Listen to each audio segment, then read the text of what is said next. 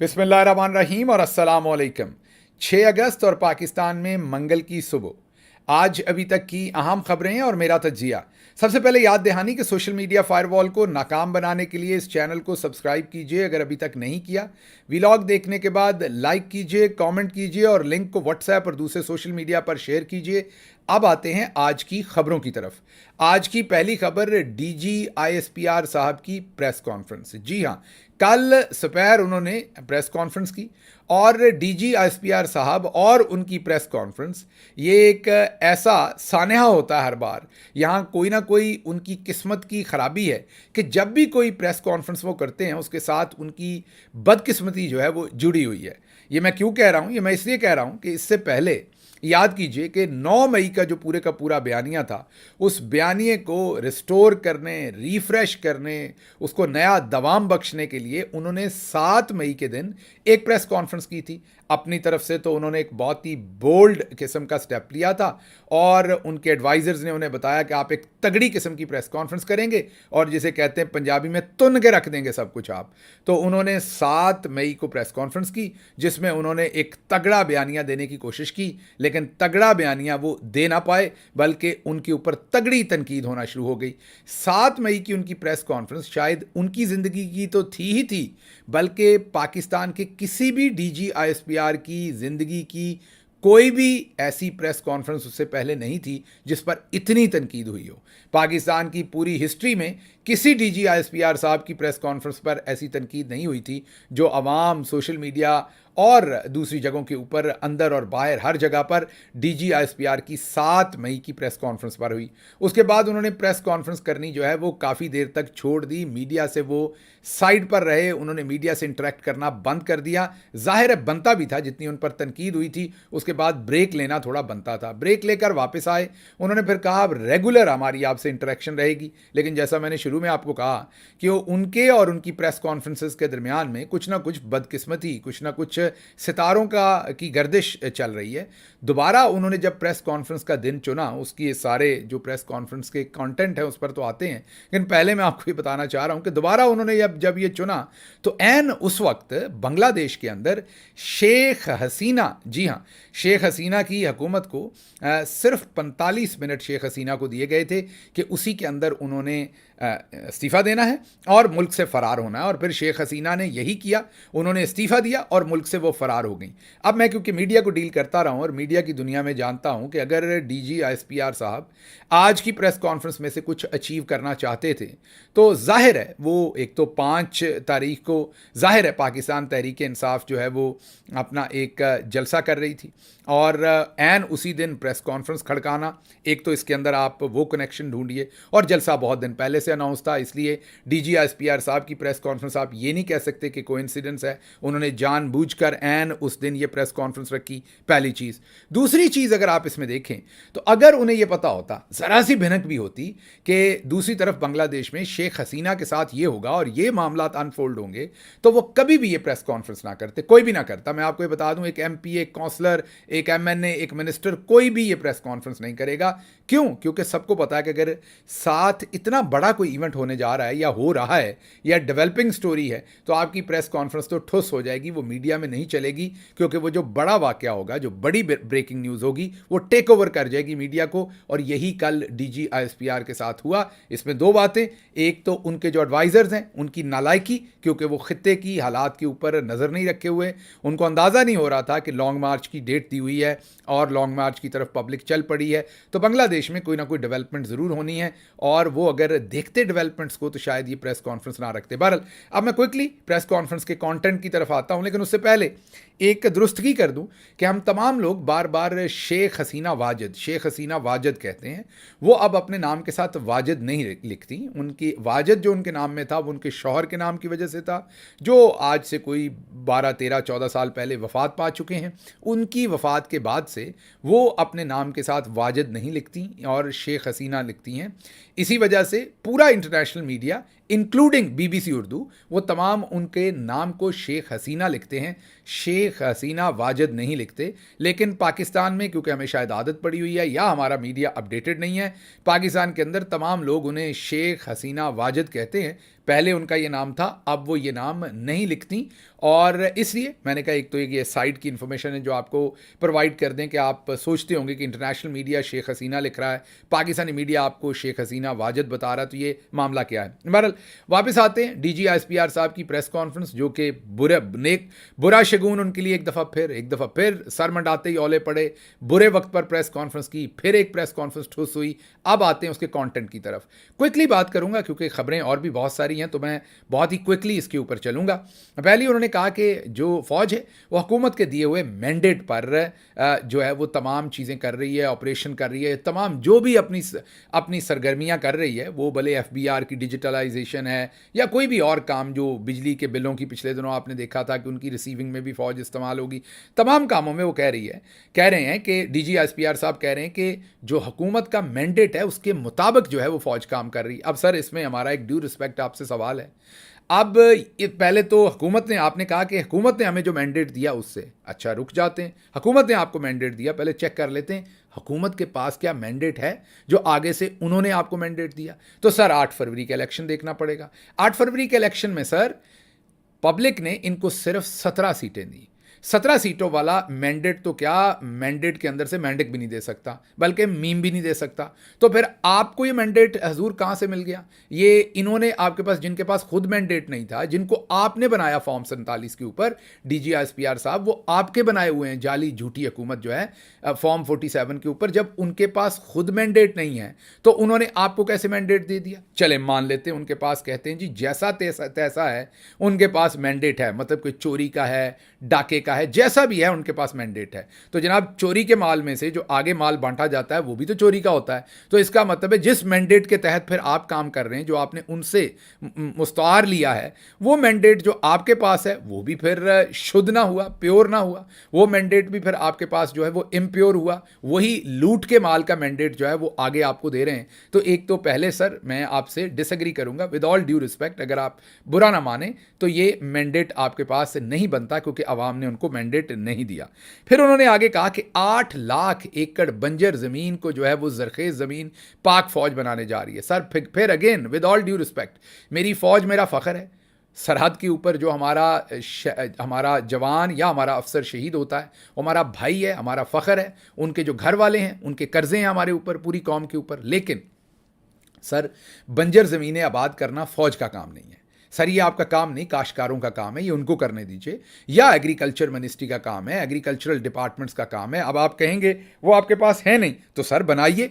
अगर वो हमारे पास नहीं है एग्रीकल्चरल डिपार्टमेंट्स आपके ख्याल में, तो अब आपके पास हुकूमत है, मैंडेट भी आप ही का दिया हुआ है, और फिर उन्होंने आपका दिया हुआ मैंडेट आगे से आपको दे दिया, तो ये डिपार्टमेंट्स बनाइए, खड़े कीजिए। ये हमारी फ़ौज का काम नहीं है। हमारी फ़ौज का काम इससे भी बहुत अहम है, और वो वतन अजीज़ के दिफा का है। आपका काम खेतों में पानी देना, बीज डालना, हल चलाना, सर ये आपका काम नहीं है। ज़मीनें हमवार करना, उनमें से मिट्टी निकालना, उनमें मिट्टी डालना, उनकी रेतली मिट्टी कम करना, उनके अंदर DAP डालना, उनके अंदर खाद डालना, यूरिया डालना, सर ये आपका काम नहीं है। यूरिया बनाना भी सर आपका काम नहीं है, लेकिन वो भी आप बनाते हैं। तो इसलिए बराए मेहरबानी सबसे पहले ये सोचिए कि हमारी अफवाज का काम दिफा है, डिफेंस से रिलेटेड है, मुल्की सलामती से रिलेटेड है। ये बंजर ज़मीनें जो हैं ये काश्तकार कर सकते हैं, उनको मदद फराम कीजिए। बल्कि बहुत सारी जगहों पर तो, मुजफ्फरगढ़ और दूसरी जगहों पर तो शिकायत आई कि मज़ारीन और काश्तकारों से ज़मीन छीन कर बड़ी बड़ी कॉर्पोरेट कंपनीज़ को दी गई। अब मैं कुछ लोगों को ज़ाती तौर पर जानता हूँ जिनको हज़ारों एकड़ में आपने ज़मीन फराहम की सर, मैं ज़ाती तौर पर जानता हूँ। उन्होंने पूरी ज़िंदगी, काश्तकारी तो दूर की बात है, कभी घर में अपने गमले के अंदर भी टमाटर का पौधा नहीं लगाया। जी हाँ, मैं पूरी जिम्मेदारी से DGISPR साहब ये रिपीट कर रहा हूँ कि बहुत सारे ऐसे लोगों को आपने 100 और हज़ारों एकड़ ज़मीन दे दी है लीज़ पे, ज़ाहिर है। और यही वाला जो आप कह रहे हैं कि आपने बंजर ज़मीन को ज़रखेज़ बनाना है, वो ऐसे लोग हैं जिन्हें, कईयों को मैं ज़ाती तौर पर जानता हूँ, जिन्होंने कभी अपने घर में, गार्डन तो छोड़ दें, को बागीचा तो छोड़ दें, गमले के अंदर टमाटर का पौधा नहीं लगाया था। अब पाकिस्तान में शायद आप ना लगाते हो, अमेरिका में गमले के अंदर टमाटर का पौधा भी लगता है और ढेर सारे टमाटर भी उसके ऊपर आते हैं। बहरहाल एक तो ये मेरी रिक्वेस्ट होगी कि इससे मेरा नहीं ख्याल कि आपको इसमें जाना चाहिए, इससे हमारी फ़ौज की कदर व मंजिलत जो है वो कम होगी। अच्छा जी, अगला उनका पॉइंट था कि खुद जो कश्मीरी अवाम का हक़ खुद अरादियत है, मीन उनकी जो इंडिपेंडेंस का या उनका जो हक़ है कि वो किसको चुनते हैं, वो किसको अपना हुक्मरान कहते हैं, वो किसको अपनी हुकूमत मानते हैं, वो किस मुल्क को अपना मुल्क मानते हैं, वो किस आइन को अपना आइन मानते हैं, वो किस तरह से ज़िंदगी गुजारना चाहते हैं। आपने कहा कि कश्मीरियों के हक़ खुद अरादियत को आप सपोर्ट करेंगे। सर बिल्कुल करें, हम भी आपके साथ करेंगे। बस जान की अमान पाते हुए हम कह रहे हैं कि जिस तरह आपने कश्मीरियों के हक़ खुद अरादियत को सपोर्ट करना है, पाकिस्तानियों के भी खुद अरादियत को सपोर्ट कीजिए। उन्होंने भी 8 फरवरी को इमरान खान और पाकिस्तान तहरीक इंसाफ को वोट दिया था, जिन्होंने वो वोट लूट कर 8 फरवरी को फॉर्म 47 के ऊपर हुकूमत बनाई। आपको उनके खिलाफ काम करना चाहिए सर। पाकिस्तानियों की भी हक़ खुद अरादियत की आपको हिफाजत करनी पड़ेगी। पाकिस्तान में पता नहीं कौन सर डालों के ऊपर आकर लोगों को अगवा कर लेते हैं, मारते हैं, उनसे अगवा बराए बयान लेते हैं, उन्हें कहते हैं कि पीटीआई को छोड़ दो, पीपल्स पार्टी में चले जाओ, मतलब कि अवाम के हक़ खुद अरादियत के ऊपर डाका डाला जा रहा है। तो आपसे रिक्वेस्ट है कि सर उसके ऊपर थोड़ा सा सोचिए कि ये कौन कर रहा है, क्योंकि आप कश्मीरी अवाम की सपोर्ट करना चाहते हैं मकबूजा कश्मीर में। तो मैंने कल लगे हाथ हम पंजाब वाले, केपी वाले, सिंध वाले, बलूचिस्तान वाले भी आपसे ये रिक्वेस्ट कर लें कि ज़रा हमारी तरफ भी थोड़ी सी नज़रसानी की जाए। अच्छा जी, आगे उन्होंने कहा कि हुकूमत की जिम्मेदारी, जो भी हुकूमत ने हमें जिम्मेदारी दी वो आगे बढ़कर अदा करेंगे। ये कौमी फ़ौज है, ये आपने जो ये कौमी फ़ौज वाला लफ्ज़ है, इसके ऊपर मेरा कोई क्रिटिसिज्म नहीं, मेरा कोई जवाब नहीं। आपने बिल्कुल 16 आने सच बात की है। ये कौमी फ़ौज है, पूरी कौम की फ़ौज है, किसी एक शख्स की फ़ौज नहीं। ना सर ये आपकी फ़ौज है, ना अकेले मेरी है, ये हम दोनों की है, मतलब पूरी कौम की है। ना ये हमारे आर्मी चीफ साहब की सिर्फ फ़ौज है, ये पूरी कौम की फ़ौज है और इसने सोचना भी पूरी कौम के लिए। अब हुकूमत की जिम्मेदारी जो भी देगी हुकूमत, हम आगे बढ़कर कहेंगे। सर वही मैंडेट वाली बात याद करवाऊंगा। इस हुकूमत ने आपको क्या जिम्मेदारी देनी है सर? इस हुकूमत के पास तो खुद जिम्मेदारी नहीं है। इस हुकूमत के बारे में तो पब्लिक ने फैसला कर दिया, उन्होंने इसे इस काबिल नहीं समझा कि वो इनको जिम्मेदारी दें, इसलिए उन्होंने सिर्फ इनको 17 सीटें दी। आपने सर खुद से इन्हें जिम्मेदारी दी है और फिर इन्होंने आपको जिम्मेदारी दी है। तो सर ये आपने डायरेक्ट खुद ही अपने आप को जिम्मेदारी दे लेनी थी, ये इनडायरेक्ट पास करने की क्या ज़रूरत थी सर? और मैंने तो बहुत पहले भी कहा था कि सर खुद ही आ जाइए, मार्शाल्लाह लगाइए खुद ही। हालांकि एज अ डेमोक्रेट मैं कभी भी मार्शाल्लाह की हमायत नहीं करूंगा, लेकिन ये आपने जो पहले इनको जिम्मेदारी दी, इन्होंने आपको दी, ये दरमियान वाले पर्दे की चिलमन हट जाए तो बेहतर है। बहरहाल आगे उन्होंने कहा कि ये जो फ़ौज है ये अशराफिया से नहीं है, आम लोग हैं, मुतवसत लोगों की फ़ौज है। सर ये बात आपकी दोबारा ठीक है कि हमारी जो 99% फ़ौज है वो मुतवसत तबके से है, आम अफसरान, आम जवान हैं, जानों का नजराना पेश करते हैं मट्टी के दिफा के लिए, और वो हमारे माथे का झूमर है। हमें वो बड़े प्यारे हैं, हमें अपनी फ़ौज पर दिलो जान से फ़ख्र है। आप इस टाइम वीलॉग करते हुए मेरी आंखों में देखिए, आपको कोई मकारी नज़र नहीं आएगी, कोई तिश्नगी ये बात करते हुए नज़र नहीं आएगी, कोई इसके अंदर मुझे झुंझलाहट नहीं होगी। अगर आप वाकई मेरी आंखों का मुआयना कर सकते हैं तो आपको ये नज़र आएगा कि जब मैं अपनी फ़ौज को कह रहा हूँ कि मुझे उस पर फ़ख्र है तो ये बात मेरे दिल से निकलेगी। लेकिन सर ये जो 1% है ना सर, इनके बारे में ना कहिए कि मुतवसत तबके से हैं। सर ये मुतवसत तबके से आते हैं, लेकिन फिर एक एक सहाफ़ी, एक जो इनका छोटा सा तिनका सा सामने आता है ना सर जनरल बाजवा का, वो 12 अरब की चोरी होती है सर। अहमद नूरानी की स्टोरी याद कीजिए एफबीआर के अंदर, और उसके बाद सर याद कीजिए कि किस तरीके से बजाय जनरल बाजवा से पूछने की कि आपके पास ये 12 अरब क्या हुआ है, और ये एक 12 अरब है, पता नहीं कितने 12 अरब उनके पास होने, ये एक स्टोरी अहमद नूरानी की थी। उसकी बजाय अहमद नूरानी और शाहिद असलम और दूसरे लोगों को गिरफ्तार कर, अहमद नूरानी तो बाहर थे मुल्क से, लेकिन जो मुल्क के अंदर थे शाहिद असलम वगैरह, उनको गिरफ्तार किया गया, उठाया गया, और एफबीआर के लोगों को कि उन्होंने डाटा लीक किया, ये जनरल बाजवा साहब की ये चोरी उन्होंने क्यों बताई, उनको उठा लिया गया और उनको नौकरियों से फारिग कर दिया गया। तो सर ये मुतवसत तबके से हमारी 99% फ़ौज है, लेकिन शायद 99 से भी परसेंटेज ऊपर ही बनती है, लेकिन वो जो चंद लोग हैं सर जो बड़ा माल बनाते हैं सर, वो मुतवसत तबके से फिर नहीं रह जाते। हम उनकी बात करते हैं सर, जब वो सियासत में इन्वॉल्व होकर अपने ज़ाती फ़ायदे उठाते हैं, हम उसकी बात कर रहे हैं। अच्छा जी, अगली बात उन्होंने कहा कि हमने 100 अरब रुपए का टैक्स जमा करवाया। सर ये बार बार ना सुनाया करें, टैक्स जमा करवाना सबकी जिम्मेदारी है। अगर आपने पैसा कमाया है तो टैक्स जमा कराया है। सर पहले तो आप सोचिए कि फ़ौज का टैक्स जमा कराने से तो कोई ताल्लुक नहीं होना चाहिए ना, फ़ौज कोई कॉरपोरेशन तो नहीं है सर। ये हमें कोको कोला बताए, नेस्ले बताए, कोई भी और ऑर्गेनाइजेशन बताए कि हम टैक्स पेयर हैं, हमने इतना टैक्स दिया। बाकी दुनिया में कहीं पर भी कोई फ़ौज सर ये नहीं कहती कि हमने इतना टैक्स कमाया, क्योंकि टैक्स कमाने का मतलब, टैक्स जमा करवाया इतना, टैक्स जमा करवाने का मतलब ये है कि आपने पहले कमाया, कमाने में से टैक्स देते हैं ना सर, तो आप इनडायरेक्टली ये कह रहे हैं कि आपने पहले कमाया जिसमें से आपने 100 अरब दिया, तो सर फिर उसका तो ऑडिट हो जाता है ना कि कितना कमाया और कितना टैक्स दिया, कितना बनता था और कितना दिया। तो हो सकता है जब ऑडिट हो तो फिर 100 अरब ना बनता हो, कितने अरब बनता हो जिसमें से सिर्फ 100 अरब दिया हो। तो आप इस तरफ ना ही हम इस डिस्कशन की तरफ जाएं तो बेहतर है। मुझे समझ नहीं आती whoever advise these things and these lines, they are against even the interest of your own institution। मुझे नहीं समझ के ये कौन मशवरा देता है कि आप इस तरह की बातें जो हैं वो अदा करें अपनी प्रेस कॉन्फ्रेंस में, जो आपके लिए, अपने इदारे के लिए, आपकी अपनी पोजीशनिंग के लिए काउंटर प्रोडक्टिव हूं। मुझे समझ नहीं आती कौन करवाता है ये। अच्छा जी, अगली खबर जो आपके सामने, अगली बात जो आपने रखनी है, nothing can stop us from what we do. बिल्कुल सर, आप जो भी करेंगे नथिंग कैन स्टॉप अस, और बल्कि हम आपके साथ कंधे से कंधा मिलाकर सर आपके साथ खड़े होकर उस काम को अचीव करेंगे जो आइन में आपकी जिम्मेदारी है सर।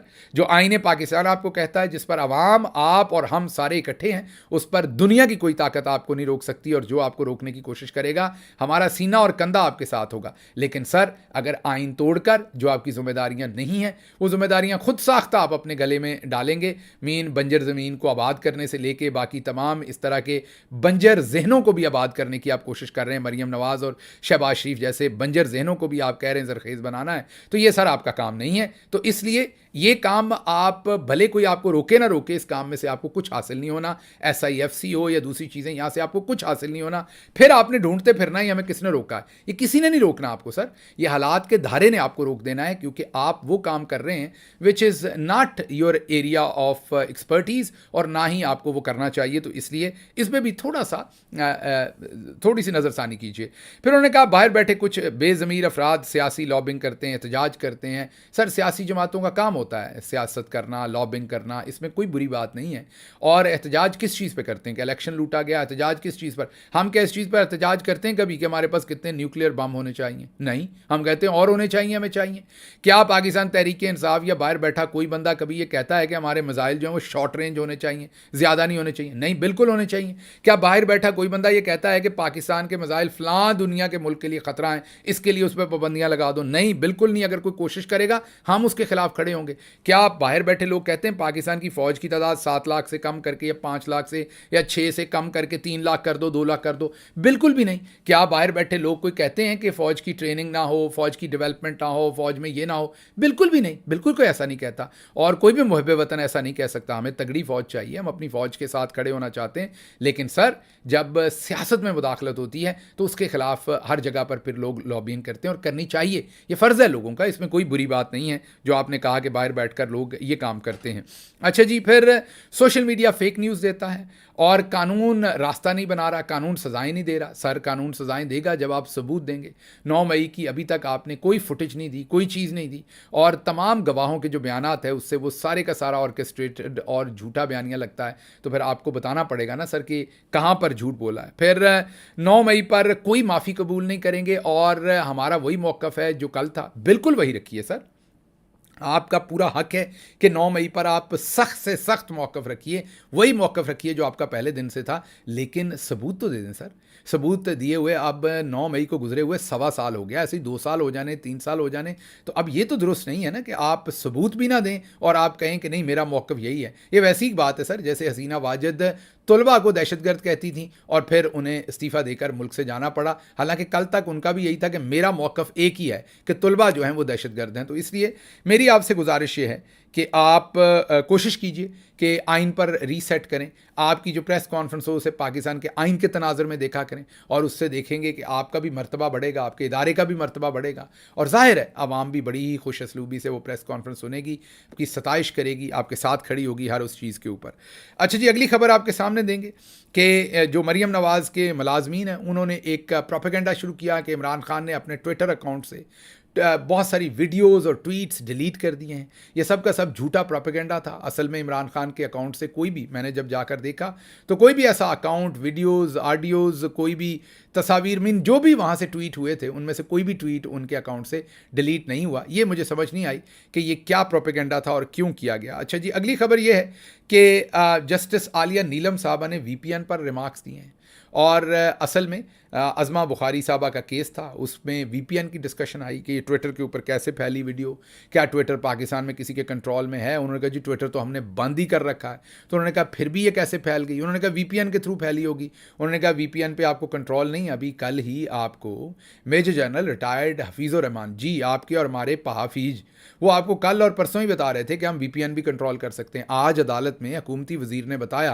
कि वीपीएन हम कंट्रोल नहीं कर सकते, तो वीपीएन के थ्रू ये लगाई गई थी। तो उस पर जस्टिस आलिया नीलम साहबा ने जो कहा वो बहुत ही ख़तरनाक है, हम उसके ऊपर तनकीद करने का हक रखते हैं। उन्होंने कहा कि जैसे यूएई के अंदर जो वीपीएन हैं, वो वीपीएन इस्तेमाल करने वाले लोगों को जुर्माने होते हैं, कैद होती है, सज़ाएँ होती हैं। तो आलिया नीलम साहबा, वहाँ कोई डेमोक्रेसी नहीं है, फ्रीडम ऑफ स्पीच नहीं है, वहाँ पर एक मोनार्की है, वहाँ पर एक डिक्टेटरशिप कह लें, बादशाह कह लें, वो है। तो आप एक आइन के तहत चीफ जस्टिस हैं और जज साहबा हैं, उसी आइन के तहत चीज़ों के तनाज़ुर को देखिए। वहाँ पर कोई आर्टिकल 1919A नहीं है यूएई के अंदर, तो वहाँ पर वीपीएन के साथ ये किया जा सकता है, पाकिस्तान में ये नहीं किया जा सकता।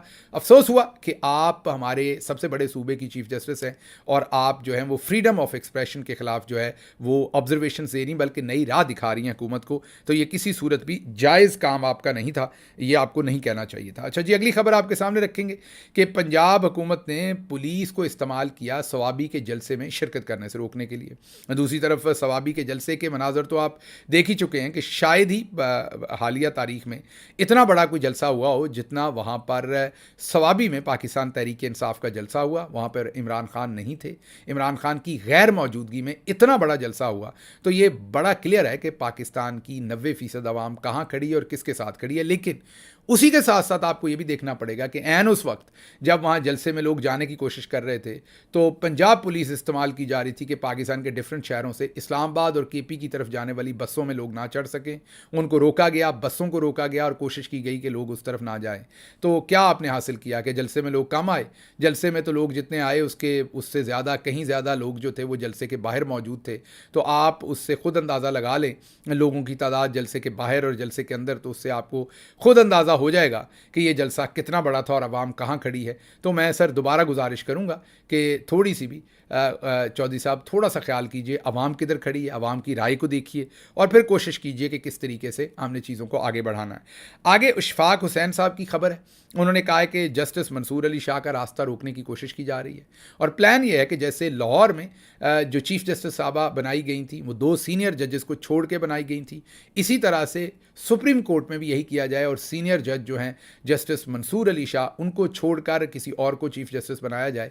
जो मेरी सीनियर वकला से और कानूनदानों से बात हुई, उन्होंने कहा ये मुमकिन नहीं है क्योंकि जो लाहौर हाई कोर्ट के चीफ जस्टिस हैं उनका तरीकाकार आइन में तय नहीं है, जो सुप्रीम कोर्ट ऑफ पाकिस्तान के चीफ जस्टिस हैं उनका तरीकाकार आइन के अंदर तय है। अब 81 दिन रह गए हैं, 81 डेज काजी फाइज ईसा साहब के। 81 दिन के बाद जस्टिस मंसूर अली शाह साहब ने आना है, पर अगर इसको चेंज करना है तो 2/3 मेजॉरिटी चाहिए और आइन में तरमीम चाहिए। अदरवाइज आप जूनियर जज को चीफ जस्टिस ऑफ पाकिस्तान नहीं बना सकते क्योंकि सुप्रीम कोर्ट के चीफ जस्टिस का सारा काम जो है वो तय है। अच्छा जी, अगली खबर, अजहर मशवानी ने अपने भाई की दरख्वास्त जो है वो लाहौर हाई कोर्ट से वापस ले ली क्योंकि उन्हें लग रहा है कि लाहौर हाई कोर्ट उन्हें इंसाफ नहीं दे रही और अब वो इस्लामाबाद हाई कोर्ट में ये फाइल करने जा रहे हैं। जस्टिस आलिया नीलम साहबा के लिए बहुत बड़ा सवालिया निशान है। वो चीफ जस्टिस हैं इस टाइम लाहौर हाई कोर्ट की और अगर साइलिन को वहाँ से इंसाफ नहीं मिल रहा तो फिर उनको सोचना चाहिए, ये उनके नाम के सामने एक क्वेश्चन मार्क है, उनको सीरियसली सोचना चाहिए कि ये सब कुछ क्या हो रहा है, क्यों साइलिन जो है